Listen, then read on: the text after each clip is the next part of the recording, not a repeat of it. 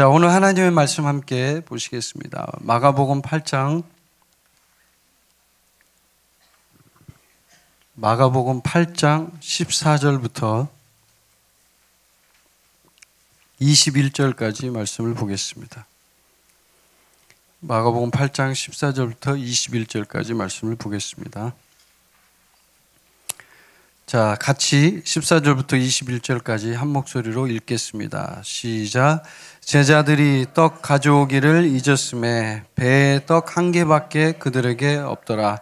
예수께서 경고하여 이르시되 삼가 바리새인들의 누룩과 헤롯의 누룩을 주의하라 하시니 제자들이 서로 수군거리기를 이는 우리에게 떡이 없음이로다 하거늘 아시고 이르시되 너희가 어찌 떡이 없음으로 수군거리느냐 아직도 알지 못하며 깨닫지 못하느냐 마음이 둔하냐 너희가 눈이 있어도 보지 못하며 귀가 있어도 듣지 못하느냐 또 기억하지 못하느냐 내가 떡 5개를 5,000명에게 떼어줄 때에 조각 몇 바구니를 거두었더냐 이르되 12이니이다 또 7개를 4,000명에게 떼어줄 때에 조각 몇 광주리를 거두었더냐 이르되 7이니이다 이르시되 아직도 깨닫지 못하느냐 하시니라. 아멘.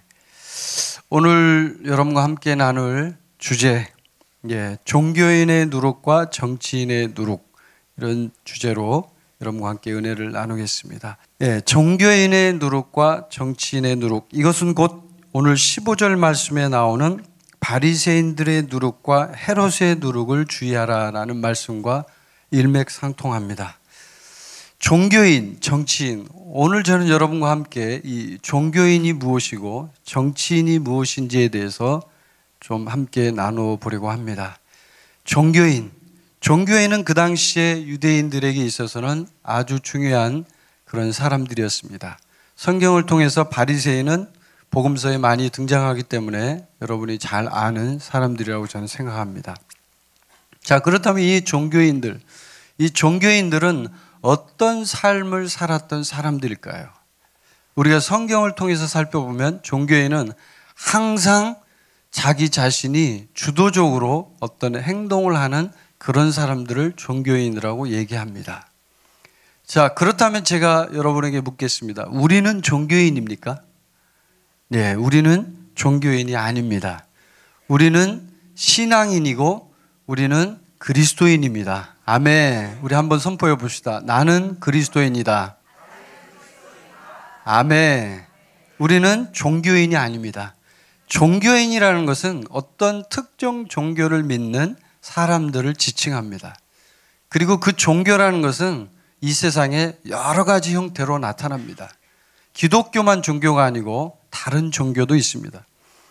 제가 어제 그 광주를 이렇게 내려갔다가 올라왔어요. 근데 광주에 이렇게 가서 식사를 하러 식당을 이렇게 가는데 중간에 신천지 성전이라고 써 있습니다. 거기에 베드로 지파 지성전 뭐 이렇게 써 있더라고요.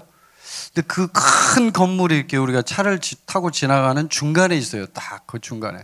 근데 마침 어제 거기에 이제 그게 종교죠, 종교. 말하자면 지금 제가 종교를 설명하려고 얘기하는데 이 신천지에 있는 사람들도 어떻게 보면 종교예요, 종교. 왜 그러냐면 구원을 이 사람들은 어떻게 받냐면 시험을 봐서 80점이 넘어야 구원을 받는데요. 여러분 시험 보셨어요? 구원 받을 때? 80점 넘으셨나요? 네, 공부 못하는 사람은 구원도 못 받아. 거기는 80점이 넘어야 이렇게 그 구원을 받는데요. 그래서 저희가 이렇게 지나가는데 그 주차장에 보니까 사람들이 이런 플라스틱 의자를 놓고 막 수백 명이 거기 앉아 있어요. 아마 내가 보기엔 시험 보려고 준비하는 것 같아요. 열심히 공부를 하고 있더라고요. 자, 종교는 이처럼 참 어이가 없죠. 우리가 들으면. 이 얘기를 들으면 참 웃기죠. 여러분이 볼 땐. 근데 광주에 있는 사람들인지 아니면 뭐 우리나라 전국에서 온 사람들인지 막 사람들이 많이 왔습니다. 거기 보니까. 와서 그렇게 뭐 궁금해서 온 사람도 있겠지만 어쨌든 거기에 푹 빠져서 그 이단에 우리가 말하는 이단, 저는 신천지를 이단이라고 말하지 않습니다. 사입이라고 얘기합니다. 저는. 왜? 복음의 본질에서 약간 벗어난 것, 약간 좀 문제가 있다라고 하는 것을 이단이라고 얘기하는 거고요. 사이비는요, 자체가 그냥 아예 다른 거예요, 다른 거. 영이 다릅니다, 완전히 그냥. 물론 이단도 영이, 잘못된 영이 섞여 있지만, 저는 신천지를 이 사입이라고 얘기합니다. 거기에 그 이만이라고 하는 사람이 성령이라고 얘기해요, 성령. 그리고 그 사람을 통해서 모든 것이 온다고 얘기합니다. 그리고 또 하나, 베드로 지파가 있답니다. 성경에 베드로 지파 있습니까, 여러분? 없죠. 예, 성경에 없는 것을 얘기하는 사람들을 우리는 이단이라고 얘기합니다. 그리고 더더군다나 그 사람들의 특징이 뭐냐면 모든 성경을 비유로 푼다는 것입니다. 성경은 우리가 어떻게 볼 때 가장 잘 보는 거냐면요, 있는 그대로 볼 때 가장 잘 보는 겁니다. 아멘. 여러분 구원받을 때 여러분도 예수님을 믿음으로 구원받았죠? 그 말이 성경에 있습니까, 없습니까? 있습니다. 성경에 그대로 써 있어요.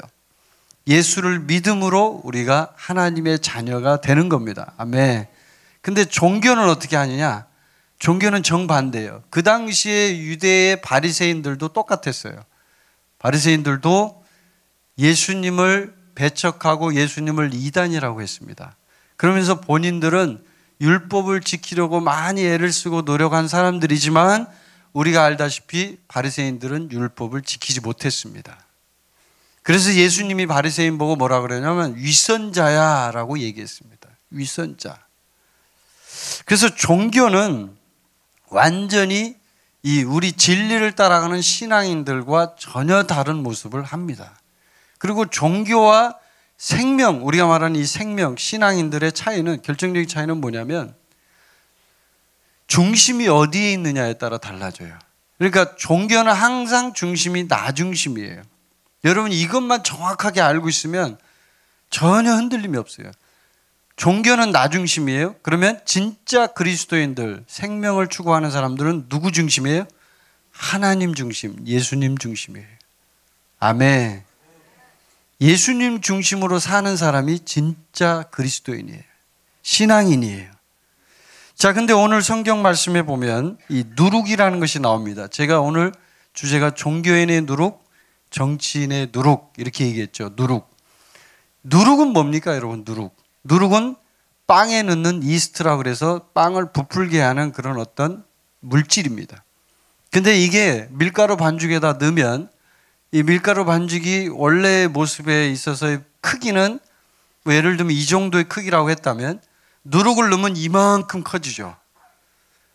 그걸 우리는 부푼다고 얘기합니다.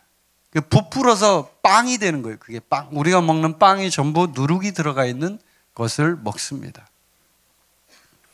그런데 성경에서는 이 누룩을 뭐라고 표현하냐면 적은 것이 전체에 영향을 미친다고 얘기합니다. 들어보셨죠? 적은 누룩이 온 전체에 영향을 미쳐서 커진다 이 말이에요. 커진다. 근데 이 누룩이요, 성경에서는 좋은 의미로 사용되지 않았어요. 대부분의 경우. 그리고 오늘 이 본문 말씀 다른 곳에, 다른 성경에 마태복음에 보면 예수님께서 이 바리새인들의 누룩과 헤롯의 누룩에 대해서 뭐라고 얘기하면 바리새인들의 교훈이다라고 말합니다. 교훈. 제자들이 뭔지 이해를 잘 못하니까요. 깨닫지를 못하니까요. 무슨 뜻인지 이해를 하지 못하는 거예요. 자, 그래서 이 종교인들은 항상 지금 말씀드린 것처럼 자기중심적으로 무언가를 얻으려고 하는 집단을 종교인이라고 얘기합니다. 그럼 지금 이 시대에도 종교인이 있습니까? 없습니까? 있습니다. 종교인이 많이 있어요. 어쩌면 우리 중에도 있을 수 있어요. 왜? 제가 지금 말씀드렸죠. 종교인과 신앙인의 차이가 뭐냐고. 차이는 중심이 나냐 아니면 하나님이냐의 차이라고 그랬죠. 만약에 여러분이 신앙의 중심을 나 중심으로 두고 있다면 여러분은 종교인이 되는 거예요. 그 순간부터. 아시겠죠? 이게 먼 얘기가 아니에요. 나는 아니겠지. 다른 교회에 있는 성도겠지. 이렇게 얘기하시면 지금 착각하시는 거예요. 종교인과 신앙인의 차이는 결국은 중심의 차이예요. 정말 중요한 거예요, 이게. 그때 당시에 바리새인들도요, 신앙적인 어떤 행동이나 어떤 그런 습관이나 그 다음에 그런 행위들을 통해서 보면 바리새인들의 행동이 결코 나쁘지 않았습니다. 굉장히 잘했어요. 율법을 지키고 기도하고 하루에 그 하는 행동들, 율법의 그런 습관들, 관습들, 전통들이 있었습니다. 그래서 그 사람들이 하는 그것을 우리가 만약에 비교를 한다 그러면 우리가 그 사람들보다 못한 경우도 있다는 거예요. 그런데 예수님은 바리새인들에게 신랄하게, 아주 강력하게, 그리고 적나라하게 그들에게 말씀을 하셨습니다. 그냥 그대로 독사의 자식들아, 이런 표현을 썼어요. 위선자야. 예, 속은 더러운데 겉만 깨끗하다라고 이렇게 표현하면서 예수님이 바리새인들을 얼마나 질책하시는지 몰라요. 그 질책을 만약에 우리에게 했다면 우리는 예수님 안 믿을 거예요. 아마 다 도망갈 거예요. 예수님 싫어요 하고 도망갈 거예요. 그 정도로 예수님은 이 종교인들에게 강력하셨어요. 그래서 우리는 이 메시지를 들을 때 이런 생각을 해봐야 돼요. 내가 지금 진짜 종교인인가 신앙인인가를 한번 테스트 해봐야 돼요. 나의 중심이 진짜 나에게 있는지 아니면 하나님께 있는지, 하나님 중심으로 가는지 내 중심으로 가는지를 봐야 된다는 거죠. 자, 우리 고린도전서 5장 6절부터 8절 PPT 한번 띄워주세요. 자, 앞에를 보시면 됩니다. 우리 함께 선포합시다. 자, 준비되셨죠? 6절부터 8절 시작. 너희가 잘하는 것이 옳지 아니하도다. 적은 누룩이 온 덩어리에 퍼지는 것을 알지 못하느냐. 너희는 누룩 없는 자인데 새 덩어리가 되기 위하여 묵은 누룩을 내버리라. 우리의 유월절 양 곧 그리스도께서 희생되셨느니라. 이러므로 우리가 명절을 지키되 묵은 누룩으로도 말고 악하고 악의에 찬 누룩으로도 말고 누룩이 없이 오직 순전함과 진실함의 떡으로 하자. 아멘. 누룩이 없이 뭘로 하라고요? 순전함과 진실함으로 하라고요. 우리 신앙인의 자세는 바로 이런 자세예요. 형식적인 것이 아니고 가짜가 아니고 위선이 아니고 항상 순전함과 진실함으로 나아가는 우리 그리스도인의 자세입니다. 자, 그럼 이제 두 번째, 정치인에 대해서, 이 종교인에 대해서는 여러분이 많이 알고 계시기 때문에 정치에 대해서 좀 얘기해 볼 거예요. 지금 한국이 정치 때문에 아주 복잡합니다. 막 정치에서도 기독교하고 정치가 연결돼 있어요. 막 연결돼서 기독교 내에서도 서로 간의 막 비판과 서로 간의 싸움과 미움과 그 다음에 갈등, 비판, 이런 것들이 조롱, 이런 것들이 막 있습니다. 그래서 정치에 대해서 우리가 알아야 돼요. 여기서 분명히 예수님은 헤롯의 누룩을 주의하라 라고 말씀하셨습니다. 헤롯은 어떤 사람인가? 헤롯은 전형적인 정치인입니다. 정치인. 헤롯이라는 사람을 우리가 한번 살펴봅니다. 이 시간에. 헤롯은 옛날에 여러분이 성경 역사를 공부해 보면 성경 구약 성경과 신약 성경이 이렇게 있는데 혹시 아시는 분도 있을 수 있어요. 구약 성경과 신약 성경의 중간기가 있었습니다. 그 시기가 약 400년입니다. 400년의 기간 동안에 역사가 없어요. 성경에는 기록되어 있지 않아요. 근데 그 400년의 기간 동안 유대인들이 어떤 일이 있었냐면요. 마따디아라는 한 사람이 외부에서 침입한 세력이 완전히 유대인들을 그냥 완전히 짓밟고 이 사람들 어떻게 했냐면요. 성전 같은 거 이런 제사 못하게 하고 파괴시키고 완전히 이방 신에게 제사를 하게 만들고 이렇게 했어요. 그렇게 완전히 그냥 그렇게 바꿔가고 있었어요. 그럴 때 마따디아라는 이 사람이 반발을 해서 그쪽에서 온 이 제사장, 그 다음에 그쪽에서 보내온 사람들을 죽이는 거예요. 그리고 혁명이 일어나기 시작한 게 바로 여러분이 한번 들어보셨을 거예요. 유다 마카비 혁명이라는 것이 일어나게 됩니다. 그게 시발점이에요. 유대 마카비. 그 마카비가 만든 왕조가 이름이 뭐냐면 하스모니안 왕조입니다. 이 하스모니안 왕조가 쭉 이어져서 왔어요. 유대인 그룹에서 나온 이 왕조가. 그리고 실제로 이 유다 마카비라는 사람이 굉장히 전쟁에 뛰어난 사람이었어요. 그래서 다른 외부의 나라들과 전쟁을 해서 여러 차례 승리를 합니다. 굉장히 용맹한 사람이었어요. 그래서 이제 외경 같은 데 보면 이런 역사들이 기록이 되어 있습니다. 근데 이제 오늘 등장하는 이 헤롯은 누구냐면 이 하스모니안 왕조하고는 관계가 없어요. 그렇지만 그 뒤를 이어서 이제 헤롯 안티파테르라는 사람이 있어요. 이 사람이 누구냐면 지금 성경에서 말하는 헤롯 대왕 아시죠, 여러분? 헤롯 대왕의 아버지입니다. 헤롯 안티파테르라는 사람인데 이 사람이 에돔 사람이에요. 유대인이 아니고. 에돔이 누굽니까? 에서의 집안이죠. 그쪽 사람이에요. 그래서 이 헤롯 안티파테르가 유대인 하스모니안 왕조의 사람들을 싫어했어요. 결국은 나중에 하스모니안 왕조의 마지막 왕에 있는 사람을 죽여버리고 본인이 그렇게 이제 유대의 총독이 돼가지고, 왜냐하면 로마하고 같이 결탁을 했거든요. 그 당시 로마가 이제 막 일어나서 크기 시작할 때예요. 그래서 여러분이 잘 아는 줄리어스 시저, 가이사 아시죠? 성경에 말하면 가이사의 것은 가이사에게 하는 이 가이사가 이 사람을 유대의 총독으로 임명을 합니다. 그래서 이제 그 헤롯 안티파테르가 하다가 총독으로 하다가 두 아들 파사엘과 헤롯, 성경에서 말하는 헤롯 대왕이 바로 헤롯이에요. 이 두 아들에게 갈릴리와 유대의 총독으로 임명을 해서 그쪽에 분봉왕이죠. 그런 왕으로 임명을 해서 왕이 되게 합니다. 그래서 이제 이 헤롯이 이제 성경에 등장하는 거예요. 이때부터. 이 헤롯은 어떤 사람이냐면, 자, 헤롯은 전형적인 정치인이었습니다. 지금 이제 정치인에 대해서 우리가 좀 알아야 돼요. 정치인이 어떤 사람인가? 종교인에 대해서는 조금 전에 얘기했죠. 정치인. 정치인은요, 이 헤롯 대왕을 통해서도 우리가 알 수 있지만 전형적으로 종교를 정치적으로 이용하는 사람들이 정치인이에요. 뭐라고요? 종교를 정치적으로 이용하는 사람들이 정치인이라고요. 그러니까 진짜 종교인이라서 그 종교를 하는 게 아니고, 예? 진짜 하나님을 잘 믿어서 그걸 그렇게 하는 게 아니고 하는 척 하는 거예요. 왜? 자기가 권력을 쟁취하기 위해서 그것을 이용해야만 하니까. 이게 바로 정치인의 특징이에요. 그래서 정치인들은 그 당시 헤롯도 그랬지만 정치적으로 동맹을 맺습니다.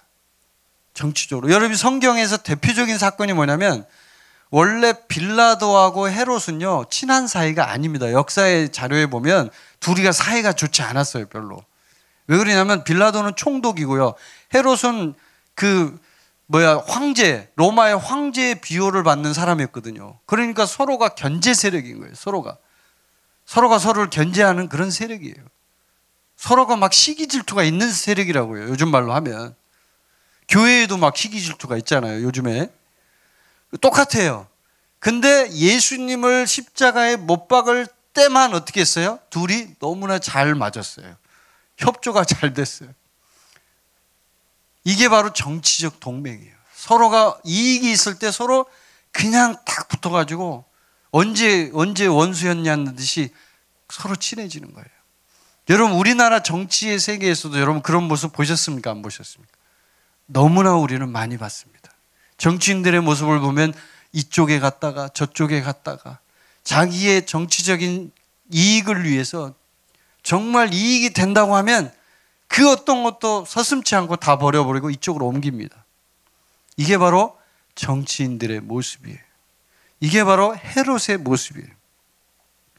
자, 그래서 헤롯은 그 당시에 이제 여러분이 성경을 통해서 보면은 뭘 했냐면 성전 확장 공사 기억나시죠? 네, 성전 공사를 했어요. 그래서 그 헤롯 성전이 지금도 그 유대에 가면은 예루살렘에 가면 통곡의 벽이라는 벽이 남아있죠.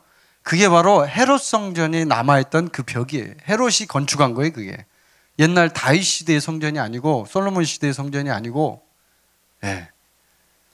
이렇게 이제 헤롯이 그런 정치적으로 유대인들을 혹은 바리새인들을 환심을 사기 위해서 그런 일들을 했단 말이에요. 본인이 에돔 사람인데 무슨 성전하고 관계가 있어요? 아무 관계가 없죠. 그런데 성전 건축을 해준 거예요. 왜? 유대인들에게 잘 보여야 되니까. 여러분 정치인들은 바로 그런 사람들입니다. 예수님이 오늘 이 본문 말씀을 통해서 바리새인들의 누룩과 헤롯의 누룩을 주의하라고 하는 말씀을 여러분은 오늘 깊이 한번 묵상해 보셔야 돼요. 왜 예수님이 이 말을 했을까? 제자들은 이 말도 잘 이해를 하지 못해서 빵 얘기하는 건가? 왜 누룩을 얘기하지? 그러니까 이 베드로가요, IQ가 낮아요. 굉장히 수준이 좀 낮아. 그 당시로 말하면 이 베드로가 영적이지 않았던 거예요. 그러니까 이해가 잘 안 되는 거예요. 그러니까 누룩을 얘기하니까 빵 얘기하나? 우리가 빵을 한 개밖에 안 갖고 와서 예수님이 우리를 책망하나? 이렇게 착각을 하는 거예요. 그러니까 예수님이 책망을 하시죠. 내가 지금 그 얘기하는 게 아니야. 너희들 지금 헛다리 짚고 있어. 예수님이 바로 그렇게 교정을 해 주십니다. 자, 그러면 지금 이 시간부터 제가 이 정치인들의 특징을 한번 몇 가지를 얘기해 볼게요. 여러분 지금 이 한국에서 일어나고 있는 일련의 사건들과 연결지어서 한번 생각해 보세요. 정치인들이 어떤 세력인지, 우리가 그리스도인들이 정치에 대해서 어떻게 대처해야 되는지를 알아야 되잖아요. 우리는 너무 모릅니다. 그거에 대해서. 그리고 그냥 무차별적으로 흘러들어오는 유튜브에 있는 그런 정보들을 통해서 우리 자신이 그냥 공격당하고 그 사람들이 그 말하면 그런 것처럼 느껴집니다. 그건 아니에요. 우리 그리스도인은 항상 하나님의 말씀으로 우리를 점검해 봐야 합니다. 할렐루야. 아멘이십니까? 여러분, 이단이 와서 여러분을 속이면 그대로 속으실 겁니까? 악한 영이 여러분에게 침투해서 들어와서 너를 장악하겠다 하면 여러분 다 장악당하시겠습니까? 아니죠. 그렇다면 우리가 우리 자신을 스스로 분별하여 하나님 앞에 주의하여 살펴봐야 되는 거예요. 왜 그런 일들이 일어나는지. 영적인 세계에 일어난 전쟁, 항상 배후가 있습니다. 배후. 근데 그 배후에 있어서 중요한 세력이 바로 정치인이에요. 정치인. 이걸 알아야 돼요. 자, 정치인의 특징. 첫 번째, 종교를 정치적으로 이용하여 자신의 계획을 이룬다. 다시 한번 얘기할까요? 종교를 정치적으로 이용해요. 그래서 자신의 계획을 이루는 게 정치인의 특징이에요. 동의하십니까, 여러분? 네, 동의. 여러분이 동의했어요. 정치인은 바로 그런 사람들이에요. 그 사람이 좋은 사람인지 나쁜 사람인지 저는 그걸 얘기하는 게 아니에요. 정치라는 것 자체가 그렇게 돼 있어요. 지금 세상의 정치가요. 세상의 정치가요. 군주론을 쓰는 마키아벨리라는 사람이 있어요. 이탈리아의 유명한 정치가예요. 이 마키아벨리는 군주론이란 책을 쓰면서 거기서 뭐라고 그랬냐면 정치는 항상 속임수와 연결되어 있다라고 얘기했어요. 유명한 말이에요. 정치는 속임수와 연결되어 있다. 사람들이 잘 모르니까 정치인들이 하는 말이 다 진실이라고 생각하면 착각이에요. 진실이 아니죠. 왜? 분명히 있지만 종교조차도 정치적으로 이용하는 사람들이 정치인이에요. 자신의 계획을 이룰 수만 있다면 그럼 그걸 누구를 위해서 하는 겁니까? 그거는 그 권력을 쥐고 있는 한 사람을 위해서 하는 거예요. 그 사람을 위해서 모든 걸 다 파괴시켜 버리는 거예요. 지금 아프리카에 보면은 여러 대통령들이 많이 있습니다. 근데 그 대통령들 중에 보면은 부패한 대통령들이 참 많거든요. 굉장히 많아요. 근데 그런 대통령들이 처음부터 그랬던 게 아니에요. 처음에는 대통령이 딱 당선이 되고 나서는 잘해보려고 애를 썼어요. 근데 보니까 별로야. 별로 뭐 잘해봐야 뭐 의미가 없어. 그러니까 정치적으로 바뀌는 거예요, 사람이. 처음에 있던 순수한 마음을 잃어버려요. 정치적으로 색깔이 변해버려요. 저는 정치인들을 보면서 뭘 느끼냐면, 야, 어떻게 사람들이 이렇게 순식간에 변할 수가 있을까? 어제까지 같이 좋다고 막 이쪽에서 막 서로 막 그냥 난리를 치더니 갑자기 어느 날 이쪽으로 가더니 이쪽 나빠 그러면서 막 이쪽으로 가고 막 이렇게 하고 있는 모습을 보니까 조금 강한 표현으로 창녀가 생각이 났어요.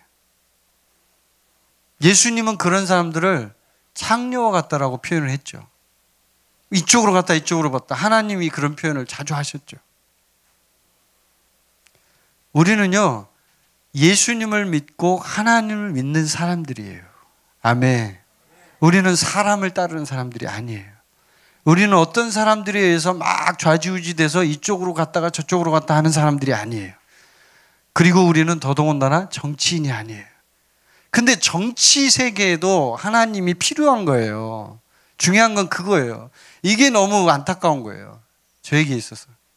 정치 세계에도 하나님의 영광이 임하고 하나님의 나라가 임해야 돼요. 그런데 정치인들 속에는 그런 사람들이 별로 없어요. 자, 두 번째 특징 뭐냐면 숨겨진 계획을 가지고 있다. 자, 헤롯이 옛날 성경의 사건을 한번 생각해 보면 마태복음에 나오지만 헤롯이 예수님 탄생할 때 그 장면을 생각해 보세요. 동방박사가 왔어요. 동방박사가 헤롯에게 얘기했어요. 이렇게 해서 간다. 헤롯이 머리가 잘 돌아가는 사람이에요. 정치인들은 이런 쪽에 발달이 되어 있어요. 아, 이거 어디서 왕이 태어난다고? 그러면 그 왕이 나를 없애고 왕이 된다는 얘기인가? 이렇게 생각하겠죠?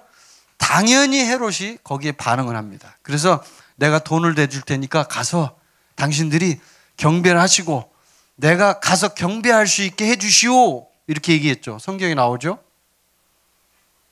근데 의도가 뭐예요? 숨은 계획이 뭐예요? 여러분 아시죠? 그 사람의 숨은 계획, 헤롯의 숨은 계획은 그 아이를 죽이려고 하는 거예요. 왜? 내가 왕이 돼야 되니까 계속 내가 왕을 해먹어야 돼요. 그러니까 이 세력은 지금 반대 세력이에요. 나에게는 지금 적대 세력이 돼버린 거예요. 이게 지금 구세주가 아니고 더 이상 헤롯에게는 인류를 구원한 구원자가 아니에요. 예수님이 적대 세력이 돼버리는 거예요. 그러니까 이 예수를 죽이려고 동원을 하죠. 여러 가지 방법. 근데 하나님이 기가 막힌 방법으로 동방박사들에게 꿈에 나타나가지고 돌아가라.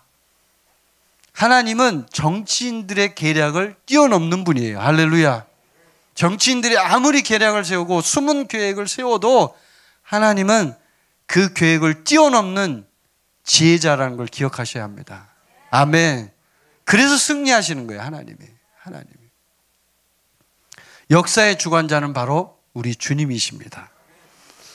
자, 그 다음에 이제 세 번째는 뭐냐면 이 정치인들은 항상 동맹 관계를 맺습니다. 동맹 관계가 뭐예요?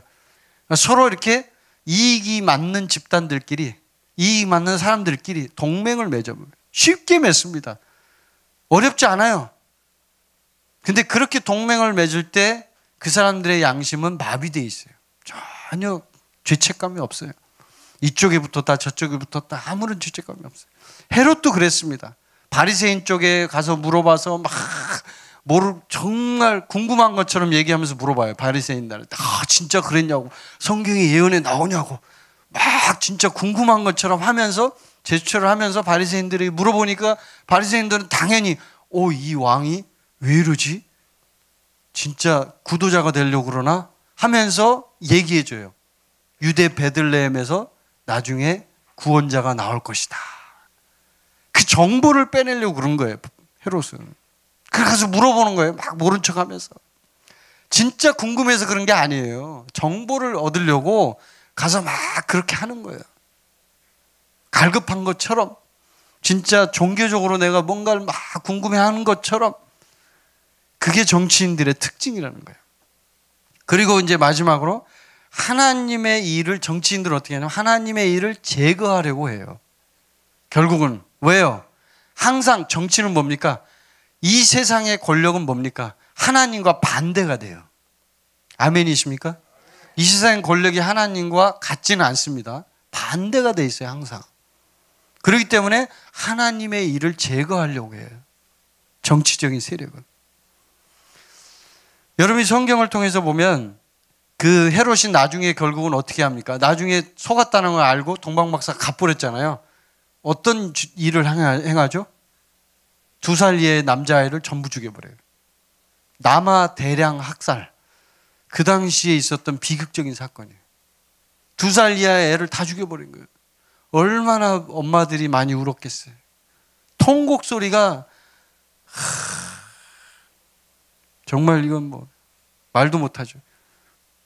근데 그 이후에 그 헤롯 대왕이 죽고 난 이후에 또다시 이제 3명의 분봉왕이 생겼는데 그 중에 하나가 헤롯 안티파스라는 사람이 있어요. 아들이에요. 이게 헤롯 대왕의 아들. 이 안티파스가 성경에 나오는 그 분봉왕 헤롯이에요. 헤로디아하고 결혼한 사람. 헤로디아는 누구냐면 동생 빌립이 또 있어요. 빌립 왕. 가이사랴 빌립보라고 하는 그쪽 있죠. 그쪽 북쪽에 있는 그 빌립 왕의 부인이었어요. 자기 동생의 아내를 뺏어버린 거예요, 자기가. 그래고 왕을 자기 아내를 삼아버리는 거예요. 자기도 아내가 있는데. 그러니까 침례 요한이 어떻게 그걸 비판을 했죠? 그러니까 성경에서 보면은 이 헤로디아가 어떤 영이냐면요, 이세벨의 영이에요. 무섭죠. 딱 자기 딸이 춤을 추니까 기뻐하게 딱 연회를 베풀 때 소원을 들어주라면 너 이거 해라 하고 딱 말을 해주는 거예요. 침례요한의 목을 베어오게 하소서.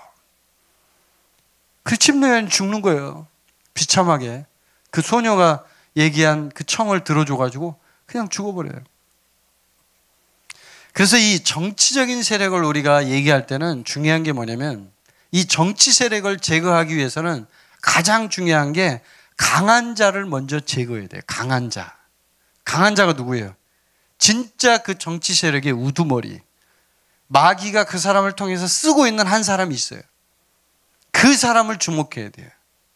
지금 이 한국에서 일어나고 있는 일련의 이런 사건들도 마찬가지예요. 이 배후에 어떤 한 사람이 있어요. 눈에 띄지 않아요, 그 사람. 검은 대통령이라 그래요. 그 사람을 마귀가 조종합니다, 뒤에서. 이해되시죠, 제 말이? 그러면 그 조종한 사람이 정치인들을 선동해요. 막 선동을 해가지고 야 이렇게 해. 그러면 아까 말했죠. 정치인들은 종교적인 세력까지도 동맹을 맺고 수단과 방법을 가리지 않고 자기의 계획을 뜻을 이룬다 이거예요. 그럼 당연히 한국에 있는 교회들을 선동하겠죠. 막 선동을 해서 막 부추겨가지고 자자자자 이렇게 해서 우리가 한번 해봅시다. 으쌰으쌰. 이게 바로 정치인들의 모습이에요. 이게. 여러분 이 실체를 이해해야 돼요. 그러면 그 강한 자를 제거하지 않는 이상 절대로 그 뭐 조무래기들 혹은 그 밑에 있는 사람들 잘라봐야 아무 소용없어요. 위에 있는 강한 자를 제거해야 이게 끝나는 거예요.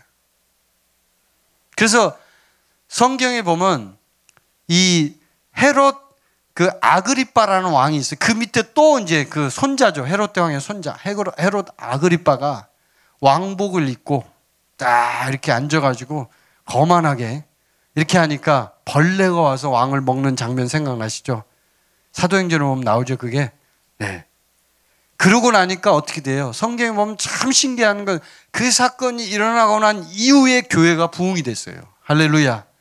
이 악한 정치적인 세력이 이 사람이 그냥 막 그 사도들을 잡아 죽이려고 하고 베드로도 잡아서 6월절에 이렇게 딱 시범 케이스로 죽이려고 했거든요. 근데 베드로를 못 죽였어요. 왜? 감옥에서 나가버렸어요. 성령님이 내보내니까. 할렐루야.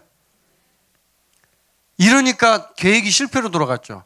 근데 자기가 막 대단한 사람이처럼 거만을 떨고 막 왕복을 입고 하니까 신의 소리가 아니냐 막 사람들이 막 아부를 떨면서 칭찬하니까 거기에 도취돼가지고 하나님께 영광을 돌리지 않고 자기가 영광을 취해버린 거예요. 그러니까 벌레가 와서 즉시 먹어버려요. 근데 성경이 그렇게 기록하고 있단 말이에요. 그 뒤에 교회가 하나님의 말씀이 흥왕하여 세력을 얻더라 이렇게 기록하고 있어요. 할렐루야. 그래서 정치인 지금 이제 정치인에 대해서 제가 좀 여러 가지를 설명을 드렸는데 정치인들은요 항상 이렇다는 걸 여러분이 아셔야 돼요. 그래서 정치에 개입되어 있는 어떤 종교와 정치가 어떻게 개입되어 있는지 이 관계를 메커니즘을 여러분이 잘 보셔야 돼요. 왜 이렇게 돌아가는지를 이해를 해야지만 이건 지금 배후에 뭔가가 있다. 하나님의 뜻이 아니다라는 것을 우리가 분별할 줄 알아야 돼요. 그걸 분별할 줄 모르면 막 선동하거든요. 정치인들은 선동을 너무 잘하거든요. 아시죠 여러분? 선동을 너무 잘해요. 옛날에 에스더서에 보면 하만이라는 정치인이 있었어요. 하만이 모르드게를 죽이려고 모르드게를 미워했거든요. 그러니까 얼마나 선동을 하는지 막 붙여가지고 결국 이상한 법까지 다 만들어서 유대인을 싹 다 잡아 죽이려고 선동까지 해서 그런 법을 통과시켜서 다 만들어 놨는데 결국은 하나님의 지혜가 승리해 버리더라는 거예요. 할렐루야. 우리는 에스더와 모르드게 같은 그런 하나님의 지혜로 승리하는 사람들이 되어야 합니다. 하나님의 지혜를 분별할 줄 알아야 합니다. 할렐루야. 자, 에베소서 3장 10절 한번 PPT 띄워주세요. 앞에 나옵니다. 에베소서 3장 10절 없나요? 에베소서 3장 10절 한번 찾아보세요.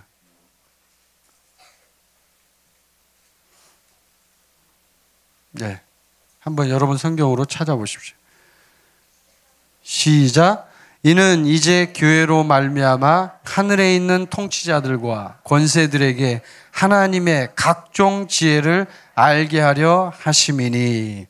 아멘. 교회로 말미암아, 우리죠. 교회가 우리죠.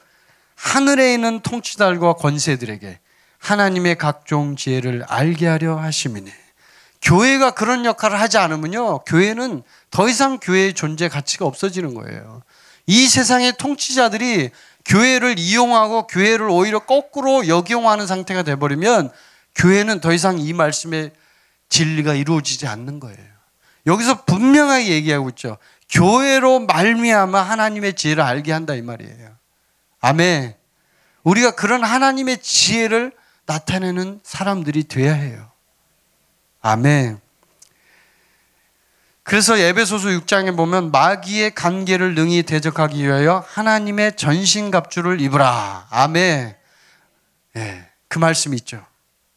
그래서 이 모든 정치의 누룩, 그 다음에 종교의 누룩을 제거하는 데 있어서 가장 좋은 비밀 병기, 진짜 중요한 해결책, 그것은 바로 하나님의 지혜로 승리하는 것입니다. 아멘.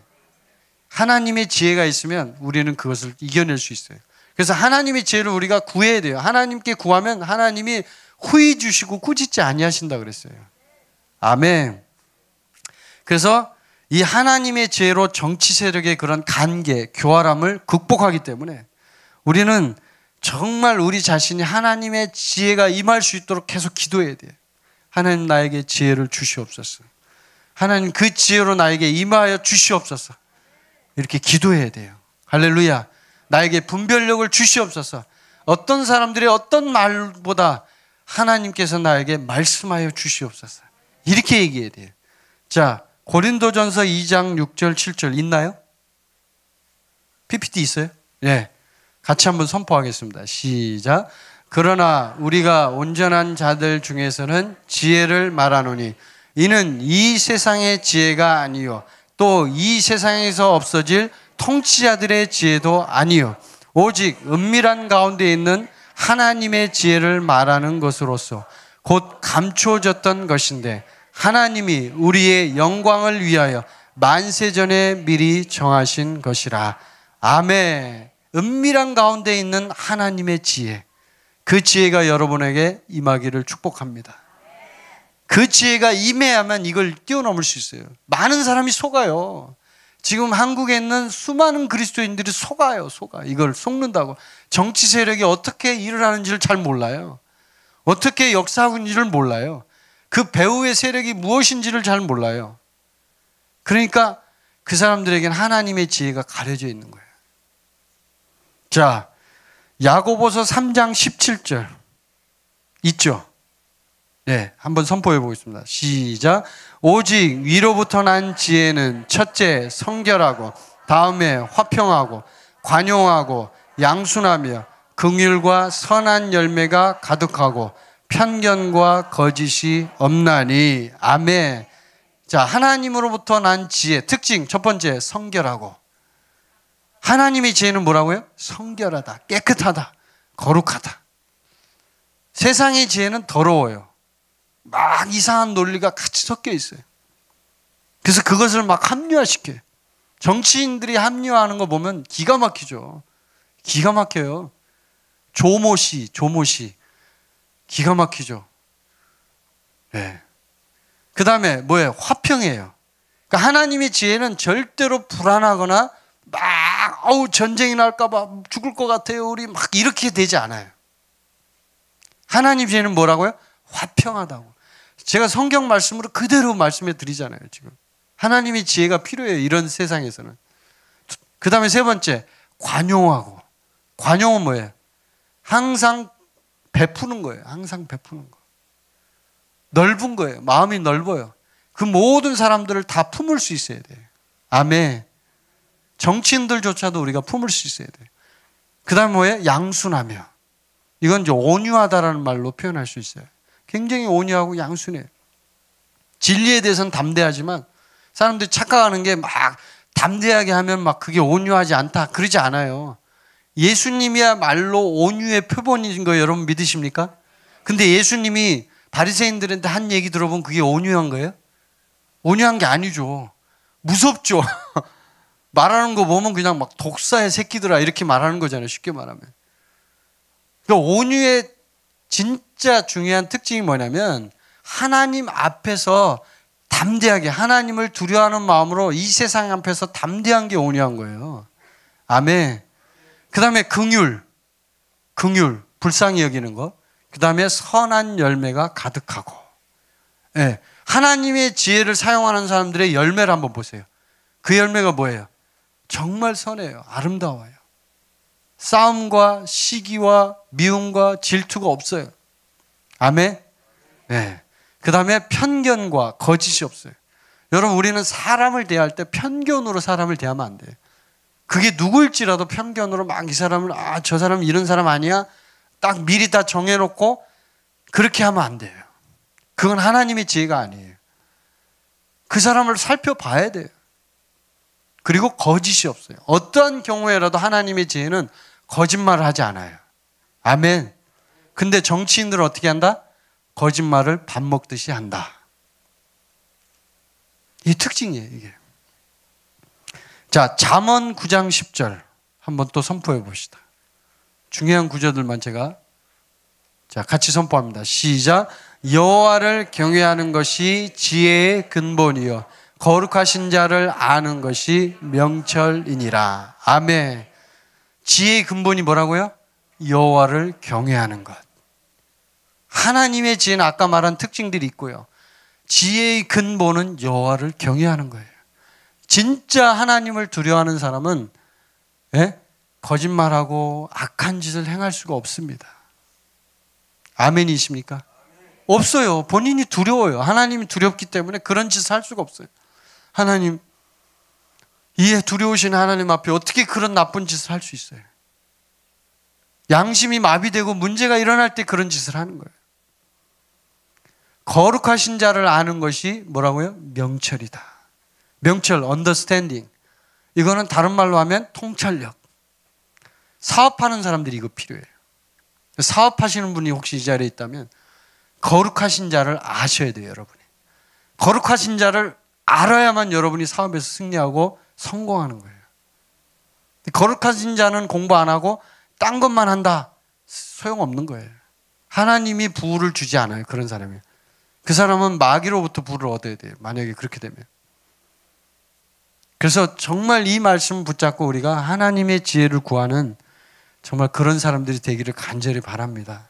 그래야만 이 험악한 세상, 정말 모든 정보가 난무하고 어떤 것이 옳고 그른지를 분별할 수 없는 이 세상에서 진짜 종교의 누룩과 정치의 누룩이 막 득세하는 때서 예수님이 말씀하신 것처럼 진짜 이것을 분별하라 이거예요. 너희가 어찌 떡이 없으므로 수군거리느냐? 아직도 알지 못하며 깨닫지 못하느냐? 너희 마음이 둔하냐? 예수님이 책망하시는 거예요.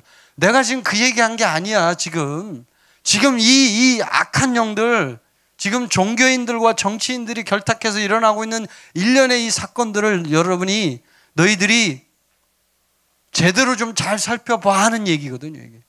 근데 제자들은 헛다리 짚고 있는 거예요. 빵 얘기하는 줄 알고. 우리는 항상 그렇게 영적인 세계에서 일어나는 일을 육신적으로 반응하게끔 그렇게 돼 있어요, 우리 자체가. 그래서 이것을 뛰어넘지 않는 한 우리는 영적 전쟁에 승리하기가 어려워요. 여러분, 지금 일어나고 있는 이런 일들을 통해서 보면 우리도 예외가 아니에요. 예외가 아니라고요. 우리도 얼마든지 이런 부분에서 하나님의 지혜가 없을 때는 그냥 넘어가는 거예요. 아, 그렇지, 맞지, 저 사람 말이 맞아. 그게 아니라 진짜 하나님의 말씀에서 뭐라고 얘기하고 있는지, 하나님이 뭐라고 나에게 음성을 들려주시는지, 하나님께서 나에게 어떻게 얘기하는지, 이거에 대한 확신이 없으면 흔들리는 거예요. 아멘? 여러분 신앙은요 1대1이에요. 하나님과 나예요. 그거 믿으십니까 여러분? 다른 사람이 신앙을 대신 살아줍니까? 여러분 손선미가 여러분의 신앙의 기준이고 손선미가 여러분 신앙을 대신 살아줍니까? 아니에요. 신앙은 내가 하는 거예요. 내가 하나님과 1대1로 하는 거라고요. 내가 하나님 앞에 분별하지 않으면 끝나는 거예요. 그때부터. 그걸 아셔야 돼요. 그래서 예수님이 제자들에게 계속 훈련하는 거예요. 이런 비유들을 들려주시면서 왜 모르느냐 하면서 얘기하시면서. 자, 이렇게 할 때 하나님께서는 우리에게 놀라운 분별력을 주시고 우리가 구할 때 하나님은 그것을 주시리라고 저는 믿습니다. 저는 저와 여러분 모두가 정말 이런 시대에, 혼란스러운 시대에 정말 분별력 있는 하나님의 지혜가 있는 사람으로 하나님 앞에 서시기를 간절히 바랍니다. 함께 기도하시겠습니다.